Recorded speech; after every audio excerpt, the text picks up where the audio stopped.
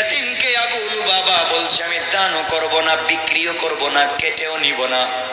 তাহলে অর্থ দাঁড়ালো সেই জায়গার মধ্যে গাছটা রেখে সীমানার মধ্যে ফিতনা তৈরি করতে চায়। এগুলো আসেনি এলাকায়? কথা বলেন না কেন?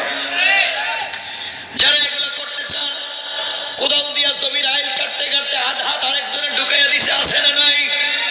আপনি যত ভালো মানুষ হন না কেন, আল্লাহর দফতরে আপনি চোর। কথা বলেন না কেন? আল্লাহর কাগজে লেখা আপনি চোর, আরেকজনের জমি দখল করেছেন। যত নামাজ পড়েন, রোজা রাখেন, হজ করেন, যাকাত দেন, কবুল হবে না যতক্ষণ পর্যন্ত মানুষের হক পৌঁছে দিতে না পারবে। আমার বন্ধুকে না বলু বাবা, কোনোভাবেই যখন এই বাচ্চাটাকে সম্পত্তি দিতে চাইল না, গাছটা দিতেও চায় না, বিক্রিও করতে চায় না, নিজে কেটেও নিতে চায় না, এই বাচ্চাটা শেষ পর্যন্ত নিরুপায় হয়ে আল্লাহর পয়গম্বরের দরবারে চলে আসলো।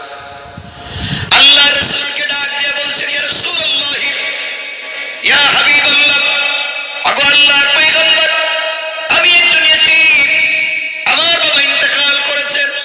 ইন্তেকালের আগে যে বাগান রেখে গিয়েছেন, ওই বাগানের মধ্যে আমার ওয়াল গেছে, আমার সীমানা গেছে। আবু লুবাবা নামে একজন ব্যক্তির একটা খেজুরের গাছ চলে এসেছে। পয়গম্বরে আরবি, খেজুর গাছে এখন পর্যন্ত খেজুর ধরে নেই, গাছটা বাচ্চা রয়েছে, ছোট রয়েছে।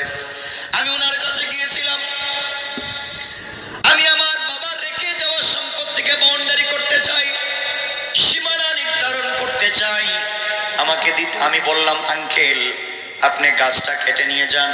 ও কেটেও নিতে চায় না, গরিব মানুষ। আমি বললাম দান করে দেন, দানও করতে